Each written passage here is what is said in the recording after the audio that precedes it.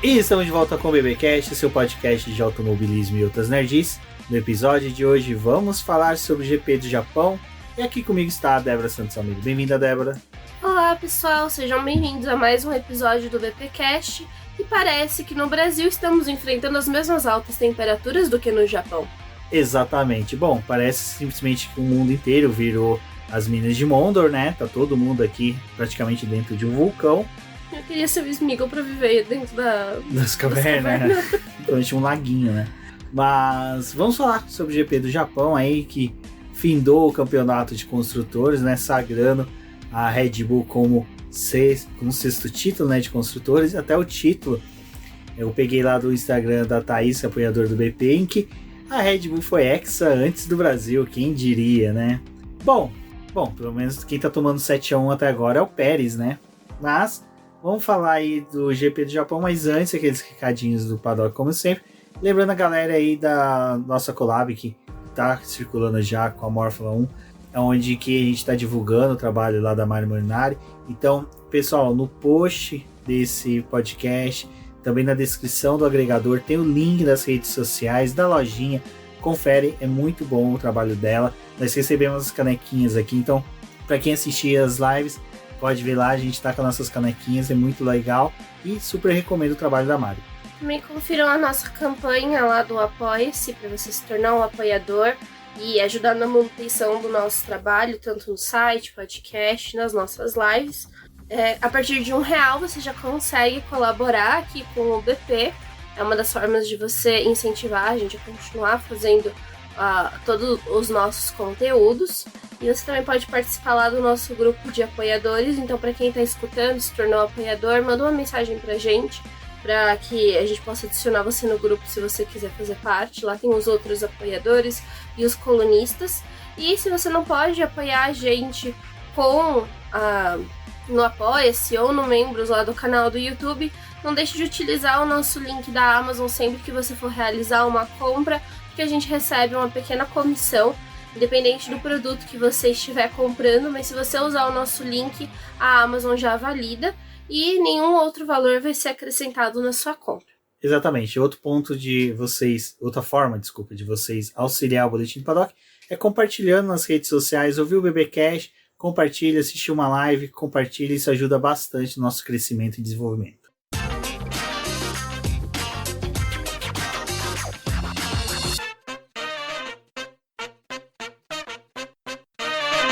Bom, Débora, enquanto nós vemos aí os pilotos da Alpine, né, chafurdando lá na equipe, que olha, esse foi um final de semana para esquecer, apesar de chegar em 9º e 10º, mas não está as mil maravilhas lá. Onde está a mil maravilhas é na McLaren, onde o Oscar Piastri teve o contrato renovado até 2026, ou seja, o Zac Brown aí quer segurar o garoto pelo cabresto, quer segurar ele mais perto ali dele.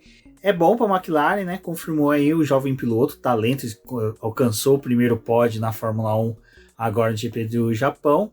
E até 2026 tem chão e posso dizer sim, foi bem acertado por parte dele. Não porque eu sou McLarista, mas porque a McLaren, né, tá mostrando aí que toda vez que ela tem atualizações, ela consegue entregar.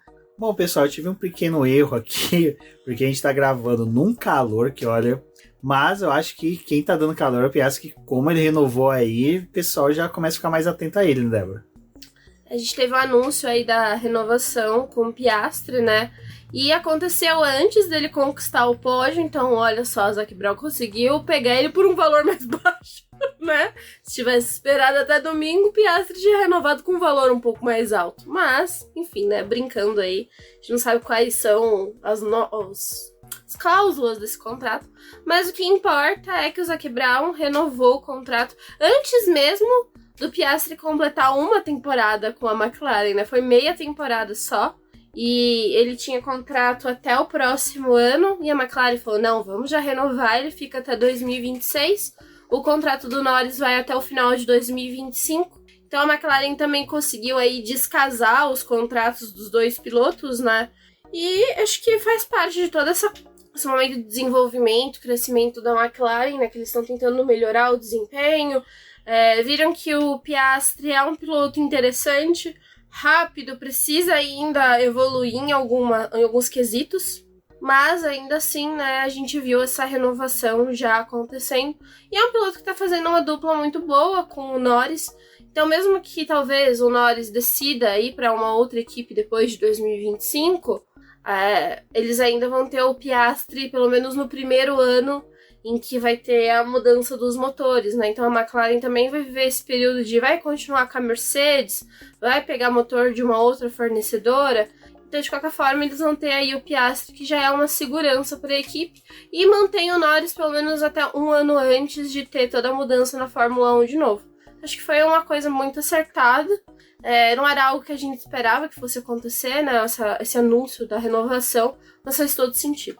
Exato, ainda mais que o pessoal fica toda hora, né, urubuzando os pilotos da McLaren para ocupar o lugar do Pérez, né? É uma forma também do Zac Brown responder, olha, em cima de qualquer um que vocês forem, eu consigo renovar o contrato com eles. O do Lando não precisava, mas o do Piastri já é um passo importante. Bom, quem confirmou também, né, Débora, foi a AlphaTauri, que... No sábado. Gente, não, aqui vai um debate até bom, que pra mim foi, sabe, caso de ter que ir na Boston Medical Group, o pessoal da AlphaTauri, que ejaculação precoce total, anunciar Daniel Ricciardo e Tsunoda. E aí mais à frente eu explico, acho que durante o Cuida eu explico um pouco o porquê disso, mas, né, Débora, foi anunciado, coitado do Lawson, né, ainda tem que fazer algumas provas, entregando, sem saber ao certo o que será do futuro. A gente teve essa confirmação aí da AlphaTauri, também achei que foi muito precoce. Só uma coisa, Débora, que eu errei, anunciaram renovação dos 3, né, que anunciaram também o Lawson como piloto de testes. Piloto de teste e desenvolvimento da AlphaTauri, né, então ele continua vinculado à equipe, mas ainda sem atuar como um piloto titular, né. E o Ricciardo e o Tsunoda estão renovados para o próximo ano, vão manter essa dupla aí mesmo. Eles acharam que é melhor desse jeito. Mas é até interessante porque a AlphaTauri tinha falado, não, a gente vai esperar um pouco para poder ver. O Ricciardo ainda vai voltar pro carro, né, de fato. O Lawson já entregou o que ele podia, tá mostrando um bom serviço. Mas aí eles resolveram renovar já no Japão. Pra mim faria sentido se eles tivessem anunciado só o contrato de Tsunoda no Japão, porque tava acontecendo a prova, né? E talvez esperasse um pouco mais para poder decidir entre o Lawson e o Ricciardo. Mas foram aí nessa segurança, talvez. Eu acho que interessante do Ricciardo é porque pro próximo ano vai ter várias mudanças da AlphaTauri, né? Não só como chefe de equipe, mas também o CEO já não é mais o mesmo. Também vai ter provavelmente a mudança do nome, que foi algo que circulou aí, né, como um rumor. Então a AlphaTauri ela tá dando outros passos. Talvez tenha um carro melhor em questão de desenvolvimento também para a próxima temporada. Mas achei que, assim, foi um pouco precipitado. Faz sentido o Ricciardo? Até faz, porque meio que a manobra da Aston Martin, né? Você tem um piloto que já é conhecido, que tem uma certa relevância na categoria. Mas, assim, em nível de entregar, a gente ainda precisaria ver um pouco mais dele, porque na McLaren não estava rendendo. E veio para a AlphaTauri, fez 2 corridas e já não correu mais, né? E provavelmente o Ricciardo vai passar por alguns testes, né? Até o Qatar, então ainda não está decidido se ele corre no Qatar ou se vai ser o Lawson ainda. Bom, referente à questão de ser precipitado, a gente vai comentar durante a corrida, mas a AlphaTauri foi na segurança, né? Ela repetiu o que a Haas fez e o que até a própria Alfa Romeo fez. Vai pela segurança. E eu vou ser sincero, eu não duvidaria que até mesmo a Williams mantivesse o Sargent para não ter que, ter questão de ter um piloto novato ali. Mas essa questão aí do piloto da vaga da Williams a gente comenta mais à frente, porque até o Vest agora tá entrando nessa disputa aí junto com o Drogovic, então vai saber aí quem que vai assumir essa vaga. E eu, assim, vou ser sincero, se ficasse com o Sargent, às vezes prima pela segurança. Que não tem muita, né? Bom, Débora, falando que não tem muita segurança, que não tem muita garantia, as decisões da FIA, né? Que chegou no Japão e falou, então, gente, agora que já passou Singapura, vou falar que a gente errou. A gente cagou lá, então, assim, era pra gente ter punido o Verstappen. Então, quem fizer agora aquela brincadeirinha de ficar parado na saída do pit... Não, esse da saída do pit é discutível ainda. O que eles falaram foi de ter errado pelo fato de que o Verstappen e o Sargent atrapalharam pilotos E desde o início da temporada, em outras corridas aí a gente olha, sempre tem uma punição de pelo menos 3 posições no grid de largada. E não foi para os 2, teve só a reprimenda, né? Então, o do pit eles falaram que ainda é discutível, porque você meio que pode ficar ali para poder tomar distância para os outros competidores, não é muito proibido fazer isso, tem como usar aquela outra área que tem para você sair, desviar do carro, não é o ideal, mas pode. E aí parece que vai ter aquela coisa, né, tipo, a gente precisaria revisar as regras, ou precisa também que os comissários acabem tendo uma linha de raciocínio semelhante. O que é até curioso, porque a FIA, ela encoraja os comissários, por essa troca que tem, a pensarem por eles mesmos. Tipo, tem o regulamento às vezes não é, tipo, preto no branco, né? Ele é só, como a gente pode dizer, tipo, assim, você tem que fazer uma análise, então eles encorajam os comissários a analisar as coisas que acontecem de forma individual. Não é porque teve 2 pilotos que atrapalharam outros competidores que você tem que dar exatamente a mesma coisa para os 2, mas, né, aquilo aí já estava sendo aplicado em todas as outras corridas. Aí chegou em Singapura, mas não vamos punir. Exato.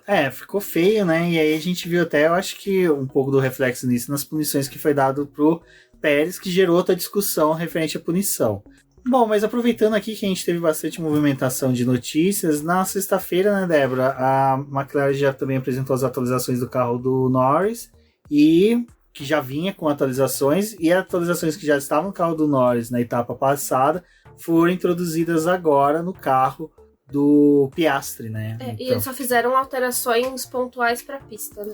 Exato. Então, assim, cara, foi o que eu comentei na hora da renovação do contrato do Piastri, né? Extensão, na verdade. A McLaren tá acertando até nisso, né? Nas escolhas de atualizações e quando levá-las à pista. Bom, o que a gente pode falar ainda da sexta-feira, né, Débora, que a gente viu foi a Ferrari com problema de desgaste de pneus, né? Que é a Ferrari, coitada.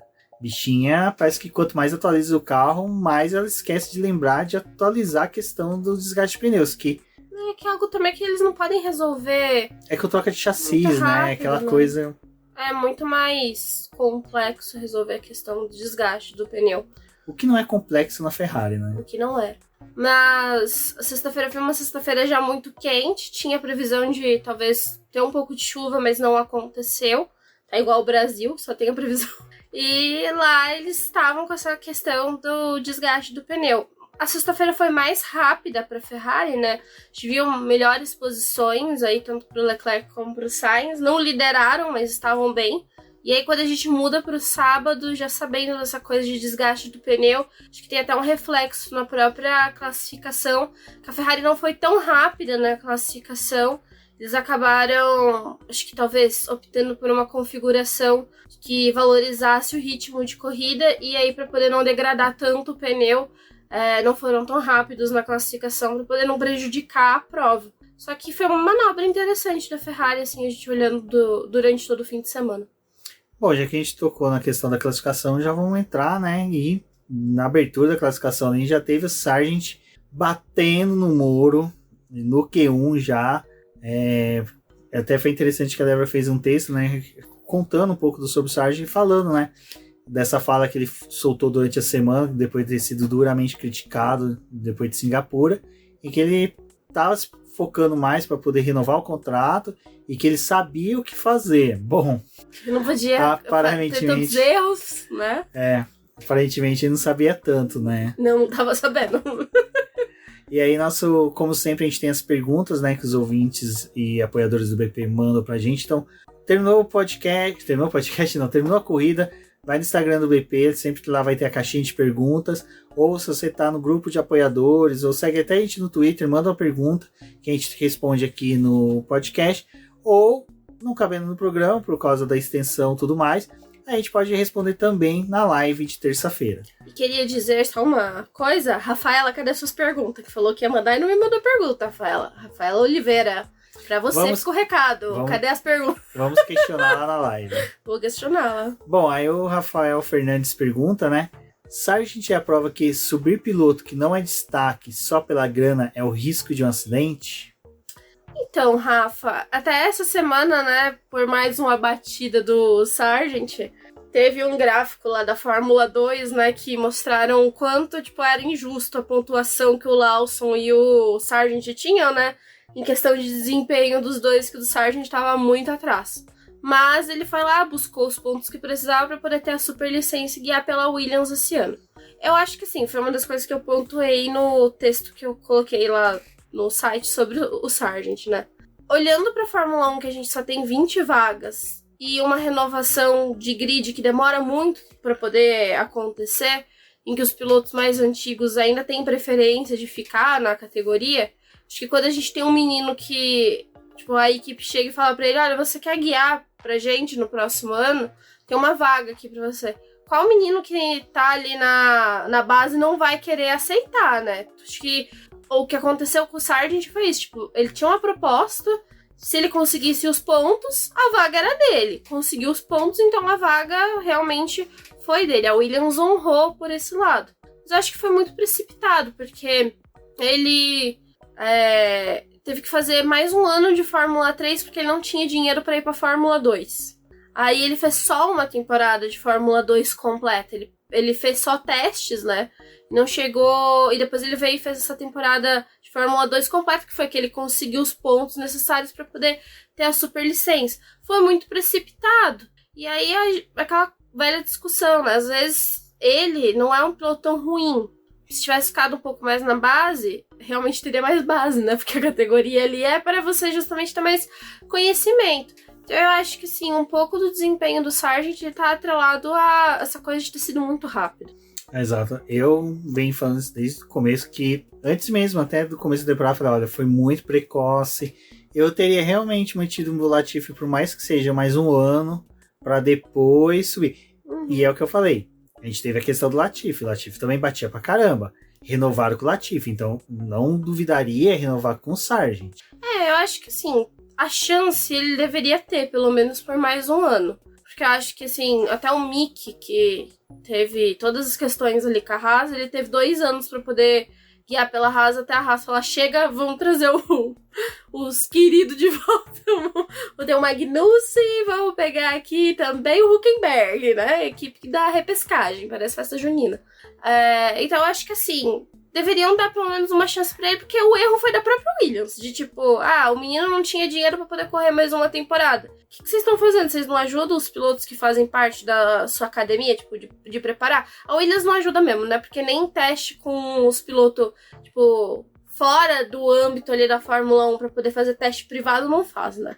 Então, eu acho que, assim, a Williams, ela é um pouco responsável por todos os problemas que o Sargent tá tendo. Eu acho que a Williams realmente... É aquela coisa que eu até estava conversando com você no almoço, né?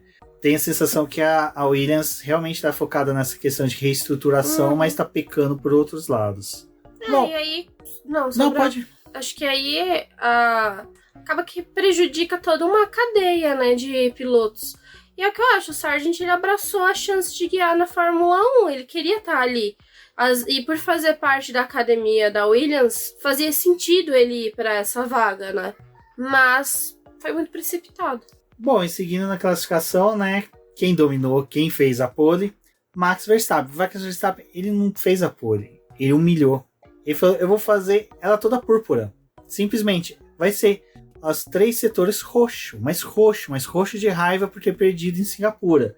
Não, gente, ele dominou o final de semana inteiro, né? Exato, foi numa humilhação. Foi humilhação. Os treinos livres ele fez questão já de humilhar a todos. 18 pilotos que estão ali já são humilhados normalmente. O 19º, que é o Pérez, ainda ajudou na humilhação, né?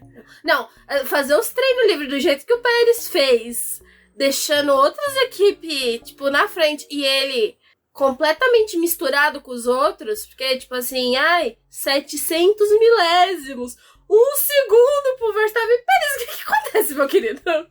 Porque, assim, uma McLaren tomar 1 segundo da Red Bull, estamos acostumados. Agora, o companheiro de equipe do moço, não. Não, que humilhação, Pérez. Exato. Bom, e a gente teve, né, a dupla da McLaren P1, P2, Norris e Piastri. Que vergonha, Pérez. Exato. A McLaren, que era 17º e 20º no primeiro GP, já tá com primeiro e segundo. Não, a equipe que terminou zerada no Bahrein. Terminou zerado no Bahrein, exatamente. Tá lá, firme e forte. Exato. Bom, E a classificação foi isso, festa da McLaren, e Norris falando pro Piastri, faz que nem o Senna, Prost ali, bate no Verstappen. Não, o Norris, ele tava todo engraçado depois da classificação, né? Todo piadista, tipo, mas eu posso estar na frente, vai que, assim, o Ele Piastri... esteve na frente, né?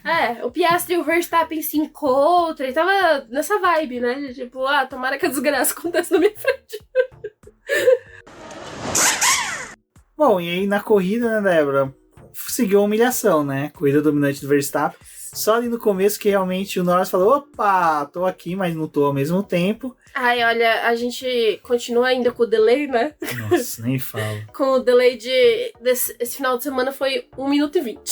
Praticamente quase uma volta. Praticamente uma volta. E aí, teve a largada e o Norris, tipo, no aplicativo apareceu em primeiro. E eu dei um grito, eu falei, o quê? Aí o Rubens, o quê? Eu falei, nada. Aí o Rubens veio e já olhou no aplicativo, ele, nossa, o Norris tá na frente. Aí demorou, tipo assim, 1 segundo. Pro segundo lugar e apareceu o safety car. Aí a gente ficou triste, porque aí a gente ainda tava vendo a largada. Exatamente. É triste. O Albon ainda tava quicando, né, na pista. Coitado do Albon. Gente, o que foi aquela largada, né? Nossa, o caos. Bom, e aí a gente teve a pergunta também do nosso ouvinte, Léo Anjos, que ele pergunta, só eu acho que esse troféu do beijo seria mais legal em uma corrida noturna? Assim... É que nem desfile de escola de samba, né?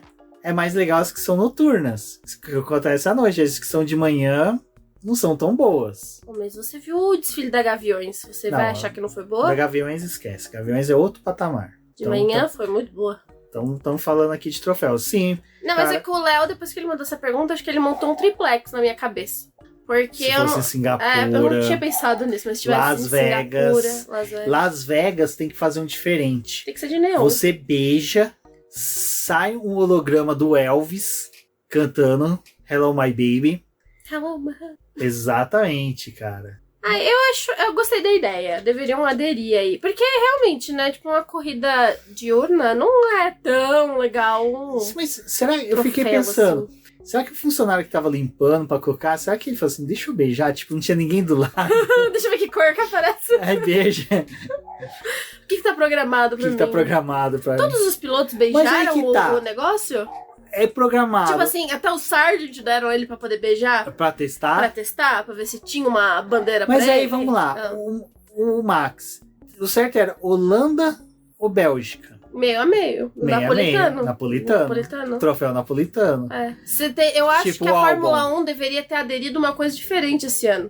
Já que o Verstappen ganhou toda a corrida, ele deveria tocar o hino da Holanda, da Bélgica, porque assim não cansava a gente. Boa. Né? Boa. Eu vou...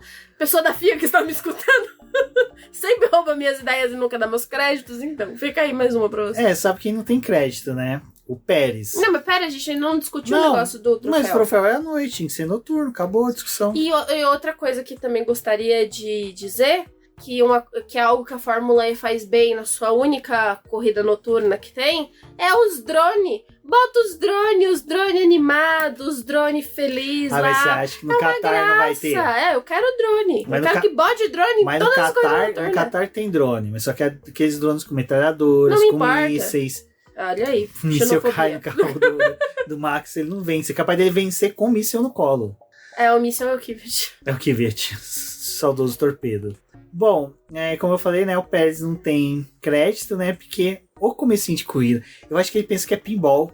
Eu acho que ele acha que ele tá no borrachão, que ele tá no kart, né? Kart, né, lá na Granja Viana. Ele tá quase voltando pra lá. Gente, o que a gente faz com o Pérez, né?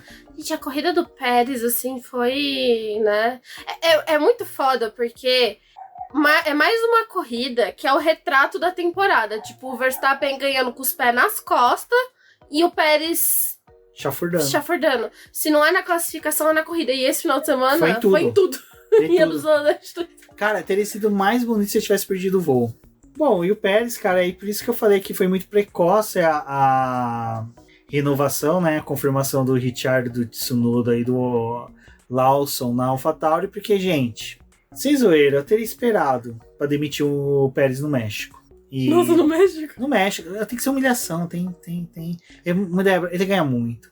E é assim, cara, pô, eu vou jogar uma aqui no BBcast que eu não falo tanto pro pessoal, me incomoda o cara ser piloto, filho de político e ninguém botar reparo, sabe? O cara tem patrocinador de 300 empresas mexicanas, sabe? Então, assim, eu tenho comigo que um dia ainda vai ter uma CPI no México para investigar. Se investigar o Maldonado na Venezuela, né? Naquele clima bom de Venezuela de contestar as decisões políticas, quem sabe no México. Mas, enfim. Pérez foi muito, sim, cara, foi uma das piores corridas dele. Não adianta alguém falar, mas... Não, essa foi uma das Foi piores. horrível. Se não foi a pior, porque foi muito feio. Cara, eu acho que supera a vez que ele bateu no Button, que eu fiquei puto. Que, cara, o Button era companheiro de equipe dele na McLaren, velho. Ele bateu e perdeu o contrato. Por isso que eu falo, o Pérez fez menos cagada na McLaren, fez menos do que ele tá fazendo com a Red Bull, e perdeu contratos. O Ron Dennis não teve a menor paciência. Mas acho que mais complicado é que no começo do ano ele tava relativamente bem. Ganhou 2 né? corridas. E né? aí abriu a bocona pra poder falar que ia brigar com o Verstappen e o negócio já desandou, né? Mas assim, acho que essa corrida foi tenebrosa, porque ele já se envolve no incidente na largada. Aí passa entre o safety car, né? Por outros incidentes que aconteceram. Ele vai pros boxes, troca a asa dianteira. Volta. Bate de novo com o Magnussen, tipo... Aí ficaram naquela coisa de volta com o Pérez, né? Cumpriu uma das punições, porque também fez aquela bizarrice no safety car, né? Que, na verdade, a punição dele é por conta do quanto que ele acelerou pra entrar no pit. E nem foi por ele ter cortado e a hora que ele saiu, tipo, pegando os outros pilotos. Enfim, cumpriu a punição de 5 segundos. Aí teve mais a punição pelo Magnussen, aí veio todo aquele negócio da Red Bull que a gente já discute, né? Só que assim, foi horrível. Ele conseguiu ficar 14 voltas na corrida, e foram as piores 14 voltas que um piloto conseguiu fazer. Foi pior do que o Palmer, gente. Umas corridas bizarras que o Palmer fazia também. Ele cuida. O Sargent estava correndo melhor. O Sargent estava correndo melhor. E olha que o Sargent bateu no Bottas. E levou o Zou junto. Você vê, né? Deus. O Sargent é o primeiro sargento que não usa botas, né? Mas enfim. E aí a gente tem a pergunta da Aninha, né? Como pode um piloto estar fora da corrida, retornar para pagar punição? Que regra é essa? Aninha, é uma regra que não é que ela permite isso, ela é omissa quanto a isso. Ela fala que se o piloto voltar pelos próprios meios pro box, ele pode reparar o carro e retornar para a corrida. Então, assim, o Pérez retornou para os próprios meios, ou seja, ele não veio de guincho, nem veio empurrando o carro, entrou nos boxes, fez o reparo, voltou para a corrida. A única diferença que realmente ficou muito feio ali, até por questão da Red Bull, é que o cara ficou uns 20 minutos no carro. E assim, eu vou ser sincero. Foi 1 hora desde o abandono dele até o retorno. Até eu entendi um pouco, porque depois eu fui ver a volta do Pérez, a Red Bull até que ela não foi sacana, ela poderia ter sido sacana. Ela esperou um momento em que ele entrou e saiu da pista e não alterou em nada os demais pilotos. Tipo assim, ele tinha uma lacuna entre os carros, a Red Bull colocou ele ali, ele deu a volta que era necessária, pagou a punição, voltou, acabou. Não atrapalhou ninguém. Então assim, eu entendo a revolta do pessoal de que o que ela fez, eu gostei muito do que o Milani falou. Não é ilegal, é imoral. Mas assim, errada ela não tá. Tem essa possibilidade. E na realidade, essa também é uma coisa que nem era o que estava sendo questionado, né? Era a questão da punição do Pérez, da forma como a Red Bull cumpriu. Porque assim, no regulamento, no artigo 54.3, ele descreve todas as punições que a gente pode ter numa corrida, né? Que é drive-thru, 5 segundos, 10 segundos e o stop and go. Então, essas punições podem ser aplicadas para outras coisas que acontecem durante a corrida. E aí, o que faz a Red Bull voltar com o Pérez para a pista, porque ele já tinha cumprido a punição do safety car, mas tinha ficado essa, que saiu depois. E nesse artigo tem falando, né, que tem formas da FIA, tipo, não reaplicar a punição, porque não tem... tipo, a punição não é aplicada 2 vezes, né? Mas tratar essa punição dependendo do que aconteceu. Então, eles poderiam, tipo, dar um acréscimo de tempo pra ele depois da corrida. Então, esses 5 segundos virarem, tipo, 20 segundos. Não ia alterar em nada, porque ele já tinha abandonado. mas tinha a possibilidade dele tomar uma punição perdendo posição no grid da próxima corrida. E foi isso que levou a Red Bull a questionar a FIA. Então eles acionam a FIA pelo rádio, né, e perguntam, tem essa punição aqui do Pérez, a gente tá vendo aqui que no artigo pode ser que no final da corrida vocês revertam essa punição dele pra ele levar pro Qatar. A gente pode voltar com o carro dele pra pista? E a FIA, tipo, meio que levou um truco e falou, pode, volta. Porque, tipo, a Red Bull leu a regra, tinha essa brecha. Como o Rubens bem explicou, ele poderia voltar pra pista pelos próprios meios, voltou e cumpriu a punição e acabou aí, né? Aí tá aquela coisa, né, tipo, a FIA vai revisar essa regra ou não vai? Porque não é algo muito comum de ser utilizado pelas equipes. Se eu não me engano, acho que a última vez que aconteceu foi com o Raikkonen, acho que em 2019 no Azerbaijão. Tipo, então não é algo recorrente das equipes usarem. Muitas assumem que, tipo, vai levar a punição para outra corrida ou ela só vai ser revertida em tempo. E a questão de voltar ou não para a prova, se isso também vai ser revisto. Mas é algo que, assim, talvez a FIA nem perca tempo pra ver agora, né? Sendo que tem, tipo, outras regras que estão mais comprometidas no regulamento. Exato, então, eu vou ser sincero, pra mim eu acho que não muda nada. Eu não mexeria. Eu achei, assim, de uma sagacidade. Muito boa.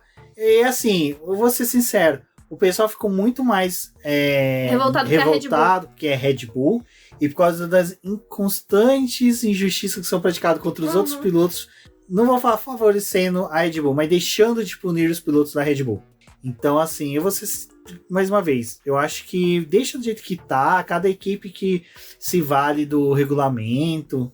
E acho que tem um ponto também, porque, assim, as equipes, quando sai o regulamento técnico, elas se debruçam muito para poder tentar encontrar alguma brecha, alguma coisa que eles possam ter alguma vantagem, ou mesmo, tipo, mostrar pra FIA que eles deixaram uma lacuna e que eles estão usando essa brecha aí pra poder ter algum ganho. Isso acontece muito no regulamento técnico, né? No regulamento esportivo não acontece muito. E eu acho que uma das áreas que hoje tem mais área cinzenta de interpretação e do que fazer. Eu acho que a Red Bull foi correta. Tipo, gente, vamos tentar minimizar o máximo possível de problemas pro Pérez no Qatar. Tentar tirar ele do meio do pelotão. Tentar contribuir pra ele. Porque se ele me classifica em terceiro e ainda toma uma punição, vai largar da onde esse querido, né? Então, assim, tentaram minimizar e foram corretos. Tipo, qualquer outra equipe poderia ter feito. É que a maioria não faz. Tipo, a maioria não tá ligada nisso. Ou às vezes nem, tipo, vai lembrar que, sei lá... Não é o Pérez, meu piloto, então a gente não precisa ajudar ele. Ou vai pensar assim, tipo, Raikkonen GP de não sei de quando, tipo, caguei. Só assume que recebeu a punição. Mas foi interessante o que a Red Bull fez. Bom, o que foi interessante também foi a disputa interna da Mercedes, né? Que, olha... Gente, como eu adoro o pessoal que, tipo assim, parece que eles não estão assistindo a corrida, que eles não estão assimilando o que está acontecendo. Cara... Acabou a corrida, eu tuitei falando.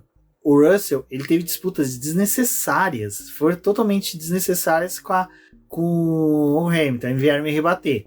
Aí depois surge a notícia que o próprio Toto Wolff, lá do hospital, com as pernas pra cima, tudo operado, mandou uma mensagem pro pessoal lá na loja. Nos boxes, falou assim, dá ordem de equipe aí pra parar essa palhaçada aí. Deixa o Hamilton na frente... O Russell inverte a posição, o Hamilton tenta auxiliar o Russell com o DRS para defender do Sainz e vão trazer os dois carros para casa. E realmente, cara, era unânime. Todo mundo que não era fã do Russell tava comentando isso. O Russell adotou uma estratégia onde que ele tem que o quê? Conservar pneus. Quando você decide que você vai fazer uma parada só, você decide que você vai ter que conservar pneus por mais tempo possível. E você só vai aplicar um desgaste nele antes da parada do pit stop. Daí você ganha um tempo com aquele resto de borracha que tem. E aí você faz a parada, volta com o pneu, conserva ele para no final, quando os outros estão com o pneu desgastado, você tem um pneu mais que você economizou mais, você consegue disputar a posição. O Russell fez o oposto. Ele tava querendo correr de igual para igual e ainda economizar pneu para fazer uma parada só. Não existe isso. Ele fez só uma parada, né? E foi... desastroso. Também a Mercedes, ela acaba num ponto ali em que ela, logo no começo da corrida, ela precisou descasar a parada dos dois, né? Porque já tava dando problema ali no começo. Então não foi algo, tipo, pontual do final da corrida. Foi do começo também. E acho que eles tentaram fazer algo ali também pra ver se os dois não se encontravam de novo na pista. E o Hamilton foi pra 2 paradas. Então eles voltaram a se encontrar. E ali chega, tipo, o Russell meio que querendo se impor. Mas ele já tava sem pneu. Ele não tinha mais o que fazer. O Hamilton tinha mais velocidade. Deixasse ele passar pra poder tentar ir buscar a McLaren, né? E aí ficou todo aquele... Nem buscar a McLaren, o esquema deles era para chegar à frente das 2 Ferrari. E essa disputa dos dois tirou a chance dos dois, ou pelo menos do Hamilton, chegar à frente do Leclerc para que pudesse... Nem é para brigar a posição dos dois no campeonato. É para brigar pela posição do campeonato de construtores, que é mais grana. Não, e agora ele... Aí depois que a gente tá gravando na terça-feira, né? Aí depois teve agora uma fala do Russell, né? Falando, tipo... Volta o cão arrependido. Voltou o cão arrependido e meio que falou assim, erramos e tal, né? Aquela coisa, tipo, vamos ver o que a gente pode fazer. A gente tem que brigar pelo campeonato de construtores, não algo interno. Mas assim, ele tá igual o Leclerc esse ano, tipo, vê o companheiro de equipe, ele quer crescer. Isso é necessidade. Não tem necessidade. Então, eu acho que assim, tanto a Ferrari quanto a McLaren, elas têm que entender que a briga delas não é interna. A briga delas é com os adversários, que é Ferrari e Mercedes. Pô. E isso entra na pergunta do Rafael Fernandes, né? Que qual a necessidade da disputa da Mercedes com ela mesma daquele jeito? Não tinha necessidade, Rafael. Não tinha mesmo. E é pra você ver como realmente é questão de gerência. E uma coisa que eu critiquei no... Gente, eu vou pedir desculpa a questão de latido de cachorro, que a gente tá tendo gravado durante o dia. Então o pessoal passeia as coisas do cachorro. O que é, Rafa? A gente teve lá em Mônaco, né, um encontro entre... Quase teve colisão, na verdade, com Norris e Piastri. E a McLaren chegou e falou assim, segura a onda em 6-2. E a McLaren, de certa forma, os pilotos seguraram. Faltou isso na Mercedes. E com a Ferrari também quase deu errado, né? Já tem uma sequência de corridas aí mostrando que as ordens de equipe precisam ser dadas, porque apesar de ninguém estar brigando com a Red Bull, eles estão brigando, tipo, entre eles, né, no campeonato de construtores. Então, é o que realmente dá dinheiro. A McLaren tá aí fazendo mais pontos, tem a Mercedes tentando brigar com a Ferrari em algumas corridas que teve um desempenho melhor. Então também precisa ter esse traquejo, né? Assim, o Russell, eu sei que muita gente que escuta a gente gosta muito do Russell, né? A gente gosta dele. E a gente gosta dele. Eu acho ele um piloto bom, mas eu acho que esse ano ele tá tentando mostrar um serviço que não precisava, sabe? Porque tipo, ele vai ter a oportunidade dele. E ano passado, ele terminou na frente do Hamilton. Mas foi algo ilusório o que aconteceu na Mercedes ano passado, dele ter tido um desempenho melhor do que o Hamilton. Porque foi uma escolha da equipe. Tipo, o Hamilton foi usado para poder desenvolver o carro da Mercedes. Então a gente viu ele em várias corridas, em vários treinos, com sensor no carro, com um carro mais pesado, testando diferentes configurações. A Mercedes tinha falado naquela época que o Russell estava correndo com uma configuração mais neutra. Então a gente via, tipo, o Russell pontuando mais, conseguindo mais resultados do que o Hamilton. Só que agora voltou ao normal, assim. E ele é o piloto que eu acho que assim, ele não pode dar com os pés nas mãos, né? É isso assim que fala? Uhum. Que, ele é o cara que vai suceder o Hamilton na equipe. Você não pode jogar contra a equipe de certa forma. Porque, tipo, cara, o teu momento tá chegando, sabe? O Hamilton, por mais que ele tenha renovado com a Mercedes, ele vai sair da Mercedes, gente. Ele provavelmente, acredito eu, como vai ser que nem o Alonso, que vai ficar 60 anos correndo na Fórmula 1. Ele tem outras coisas pra fazer da vida. Com o dinheiro que o Hamilton tem, eu iria fazer outra coisa na minha vida. Mas eu acho que é meio, sabe, tipo, e aí o Russell, em algumas corridas esse ano, por tá tão ali, tipo, naquela coisa de Hamilton e não sei o que, ele cometeu um erro, tipo, ele veio de um erro em Singapura, que ele bateu na última volta. Por causa da briga que ele tava ali com o Norris e com o Hamilton, que teve um momento ali que se tornou desnecessária, né? E aí chegou nessa corrida, tipo, quase que ele levou tudo a perder de novo. Já vem da Holanda, né? Holanda, até em Monza mesmo. Foi brigar ali na chicane, tipo, com o Hamilton, tipo, sem necessidade, saiu da pista. calma, gente. Exato, mas é como a Débora pontuou, a gente até brincou, depois que terminou a corrida, de classificar pilotos, né? Falando que, cara, o Russell, ele tá naquela prateleira, assim, tem uma prateleira que tá Verstappen, Hamilton e Alonso, sabe? É uma prateleira ali que dificilmente os outros vão chegar enquanto que esses três estiverem em atividade. Aí eu penso, mas o Alonso, cara, o que o Alonso tá fazendo com a Aston Martin, pode catar, até eu vou ser sincero, Hamilton e Verstappen, acho que duvidamente faria o que ele faz. Posso até estar errado sobre isso, mas só que assim, e numa prateleira abaixo tá Russell, Norris, Piastri, sabe? Pra mim esses três estão ali juntos. Numa prateleira abaixo tá Sainz, Leclerc e os demais. Porque, olha, o cara entrega bem, ele trabalha bem, mas só que é o que a Débora falou, é aquela gana de ver o companheiro de equipe, quer ficar à frente. Não tem necessidade muitas das vezes. Tem vezes que tem necessidade sim, e eu quero que ele dispute posição com o Hamilton. Mas não ali... é sobre não disputar a posição com o companheiro de equipe, porque tem que ter. A Fórmula 1 é isso. Mas ele escolheu uma briga que não tinha uma estratégia que aquela disputa não casava com a estratégia que ele estava fazendo. Né? Tanto que cobrou caro dele no final, porque não tinha pneu. Não, e aí também teve aquele negócio de tipo, mas... Os rádios do Russell é um grande podcast, né? E aí ele tentando negociar ali com a equipe, tipo, cara, a equipe só queria uma resolução rápida do que tava acontecendo ali. Tanto que ele perde muito tempo naquilo ali, que, tipo, a Mercedes fica meio que sem ação, né? Tipo, bota o Hamilton pra poder fazer a mesma estratégia que o Norris e o Sainz fizeram, e não funciona, porque é o que a gente falou, tipo, cara, é uma coisa muito pontual. Não, e até o pessoal até ficou criticando, era pro Hamilton ter auxiliado o Russell ter DRS, mas ele auxiliou. Ele tentou, né? O Sainz ultrapassou o Russell com o DRS aberto, então assim, não tinha o que fazer. O Sainz tinha mais pneu. E aí é uma coisa que acontece. Enfim, e aí a Aninha pergunta, né, se a Mercedes agora é desaprendeu, né, perdeu a mão com as estratégias. Eu acho que não com estratégia. Estratégia... Ela tem. E faz bem. Mas só que... Ela tá perdendo a mão em conduzir a equipe. E esse fim de semana eu acho que faz sentido, porque não era o Toto Wolff que tava ali. Era o D'Ambrosio que tava na frente do... O D'Ambrosio também, assim... Convenhamos, né? Nem na Fórmula E também, porque quando foi só ele... negócio. Nossa, quando a Suzy saiu, o bagulho desandou. Ele teve uma corrida mesmo que a Suzy não tava, né? Desandou o negócio na mão dele. Foi o que o Lucas de Graça e o Mortara ficaram batendo no outro, né? Uhum. Porra, tá vindo o D'Ambrosio com repeteco de batida de Lucas de Graça e Mortara. Acho que foi Mônaco, alguma coisa assim. Eu não lembro agora. E os caras me colocam o cara... Ah, não. Não, aí, garoteou. Aí ele ficou lá, melhor né? ter colocado o Roscoe pra comandar a equipe. Cachorro fala, né? E... Enfim. Aí, agora é o papagaio, gente. É que não é nosso também, olha só. Que coisa louca. Mas eu acho que é isso. É que a gente quer ter corvo. A gente quer olhar.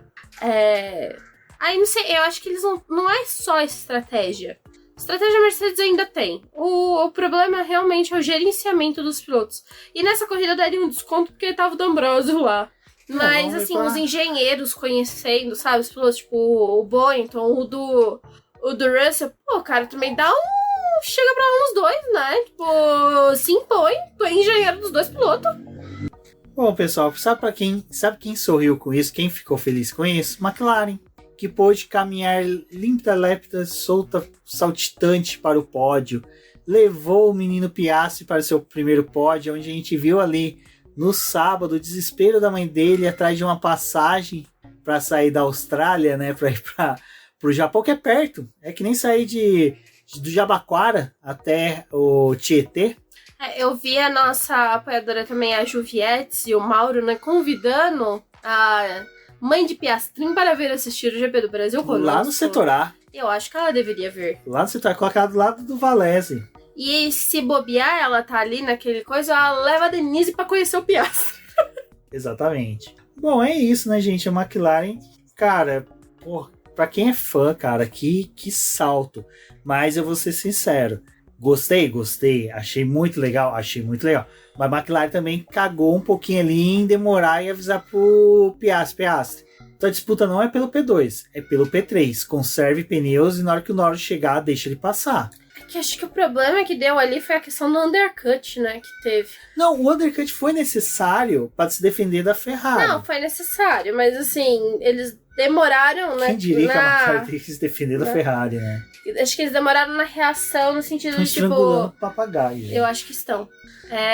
Mas acho que chegou o momento ali em que eles... Pô, eles estavam vendo que o Norris estava se aproximando. Tipo, já deveria ter deixado o Piastri meio alerta. Eles deixaram a briga acontecer pra tomar uma decisão. E até aquela coisa que você faz uma jogada, você fala assim, Piastri, Norris, é o seguinte, vocês vão se encontrar na chicane, Lando, cola na traseira do Piastri, pega o DRS, abre uma volta rápida pra buscar uma volta rápida, até pra buscar o ponto.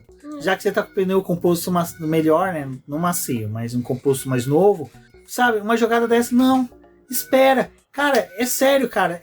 Sei lá, eu acho que eles ficam assistindo os rádios do Alonso reclamando da Aston Martin. E, rapaz, tá parecendo o Russell no rádio, papagaio.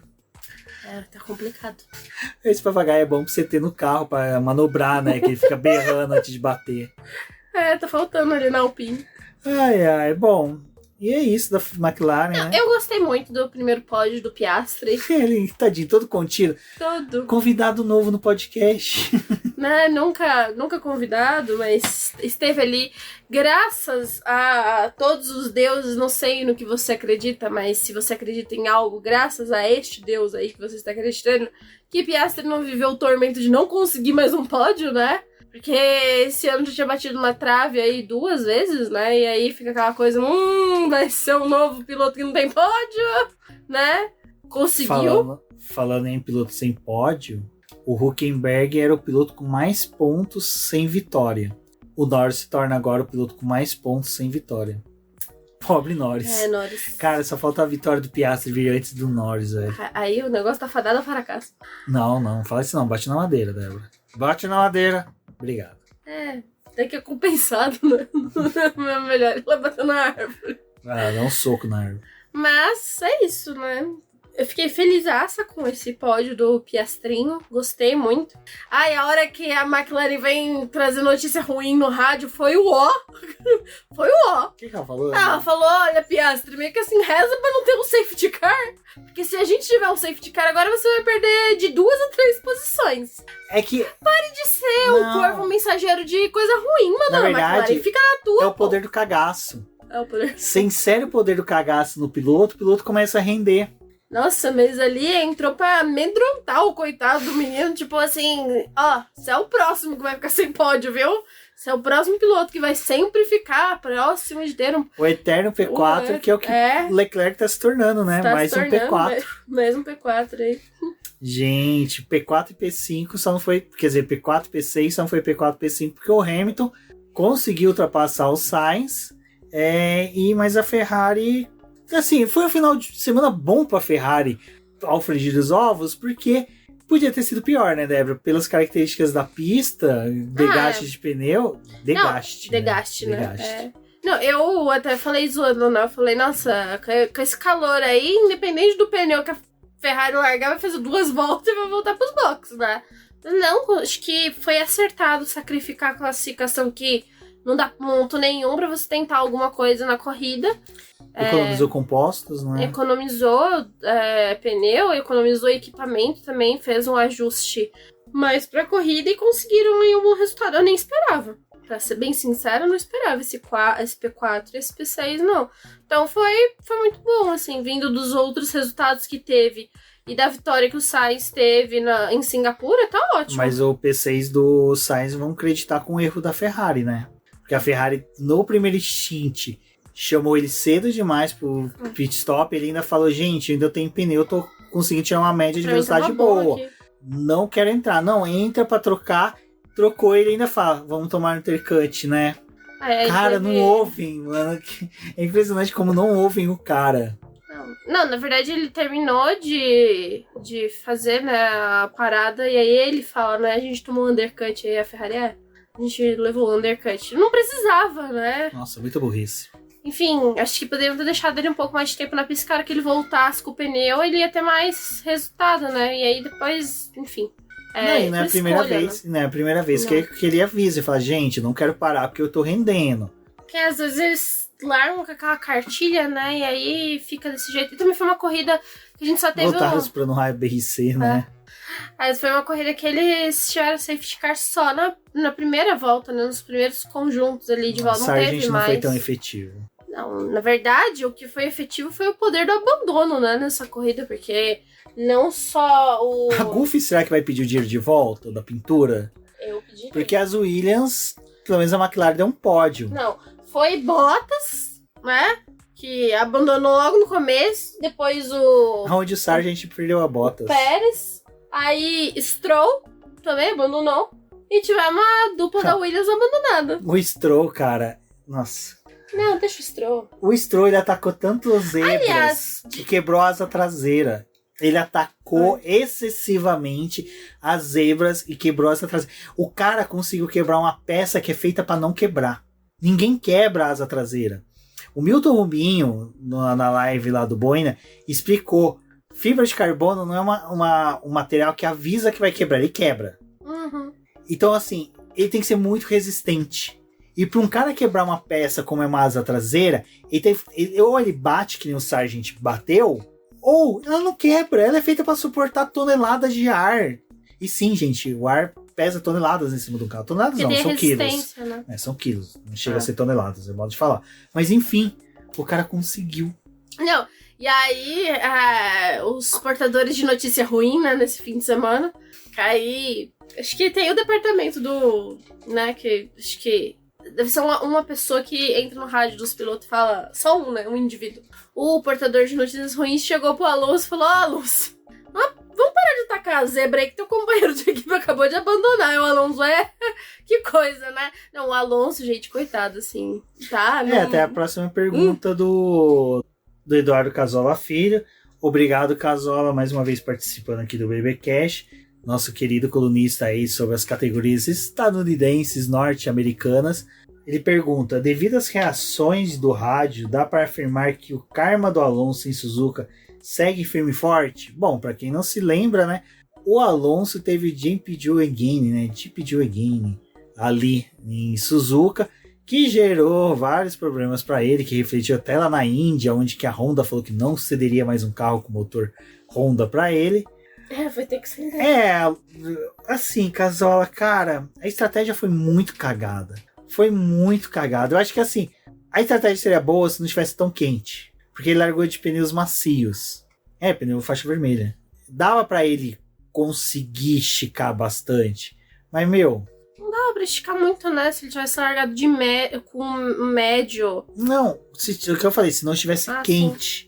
Mas tava fervendo, cara. Pra vocês terem uma noção de como tava quente, você jogava a Pokébola, o Pokémon saía e voltava pra Pokébola, de tão calor que tava o asfalto. Eles não queriam ficar nem fora da Pokébola.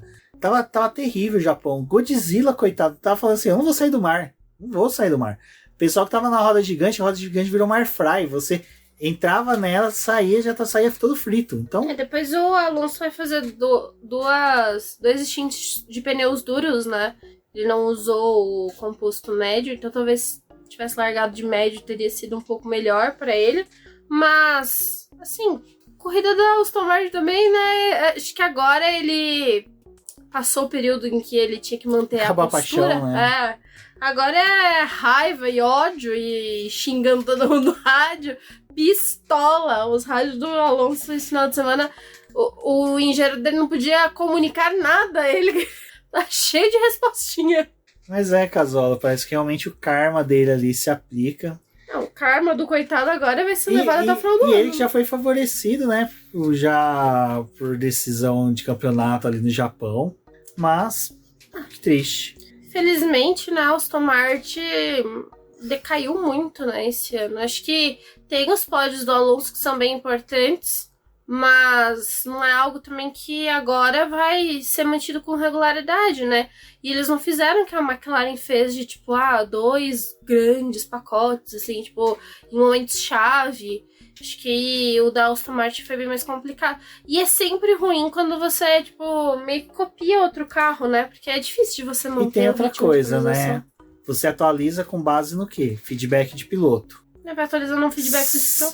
Não, você tem um feedback só do Alonso. Porque assim, desculpa, o Stroll não tem como você dar feedback do cara que teu piloto tá chegando no pódio, o outro tá chegando em 10º. Em 10º quando chega, né? Porque tá chegando em 10º. E aí, você vai pegar o feedback do cara como? Do cara que andou lá pra trás e do cara que andou na frente. Aí só o do Alonso não dá. Por isso que é importante você ter 2 pilotos, porque você pega os 2 feedback, bate e fala, não, peraí, tem um caminho a ser seguido, tem 2 a ser evitados, sabe? Então, assim, cara... o Aston Martin tá no mesmo coisa da McLaren ano passado, Exato. né? O mesmo ritmo. E aí a gente vê esse ano que tem 2 pilotos dando feedback que andam próximos, que tem um desempenho mais parecido, apesar do Piastri ainda tá tentando se encontrar na questão dos pneus.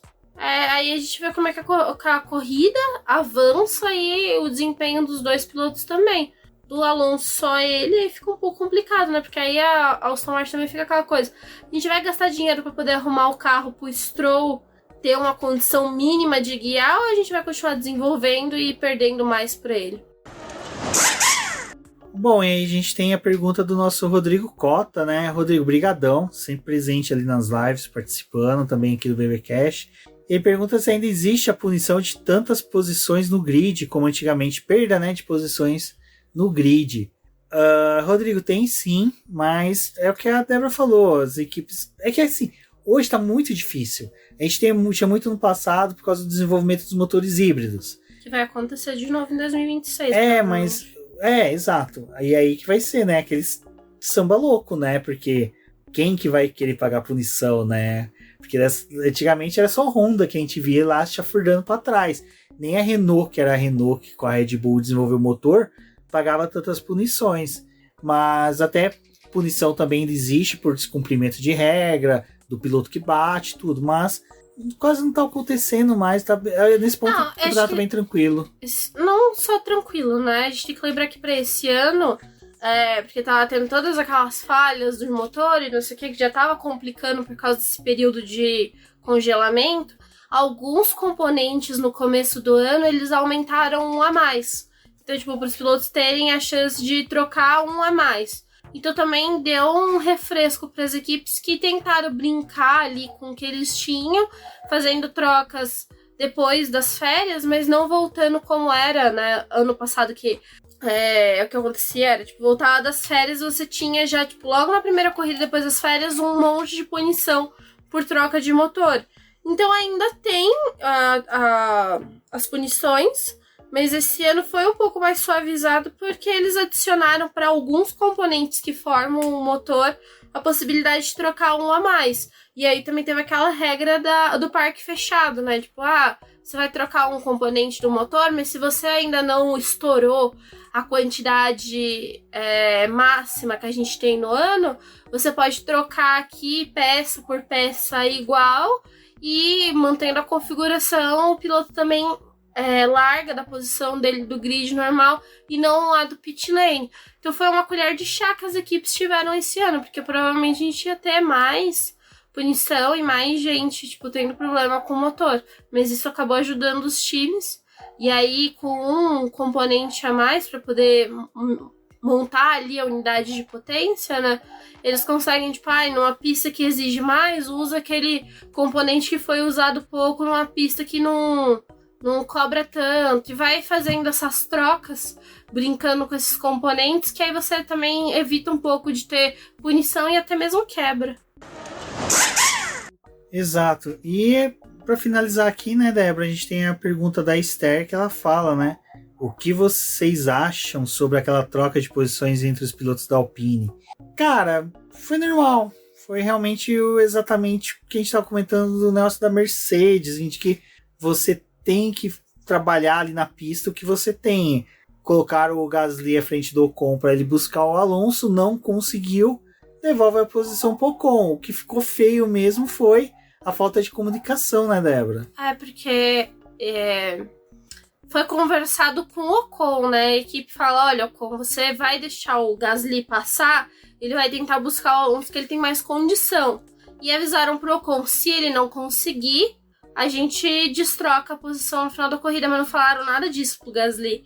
Então o Gasly estava fazendo a corrida dele livre, leve e solto, e aí chegou no final, eles pediram para poder inverter. E digo mais, né? O meu sempre digo mais aí, muito, muito cotado, que foi uma tremenda decisão burra da Alpine. Sendo que o Gasly tinha chance de passar o Stroll em ponto, né? Pra quê? Por que fez essa burrice? Tipo, tudo bem, não vai passar no campeonato de construtores. Mas, pô, era mais ponto pra você colocar na cabeça do Stroll, né?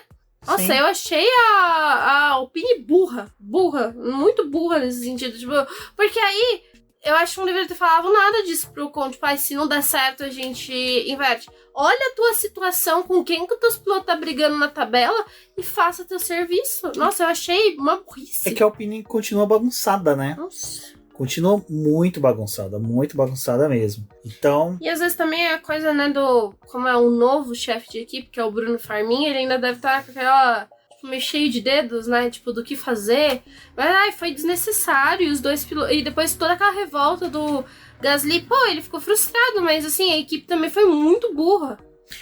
E realmente, né? O cara sabe que o Stroll abandonou. Nossa. É um ponto a menos. Às vezes ele nem tinha em mente tabela na hora, mas ele pensa, pô, é um ponto a menos na disputa do campeonato de pilotos. É a Alpine sendo Alpine, né? Não, e eu acho que é relevante, né? No sentido, tipo, a Alpine não está brigando por essa posição da Aston Martin. Não é real essa briga deles. Não, a Alpine já está estacionada no Mundial de Construtores. Ela vai ficar passar ali, ninguém. Né?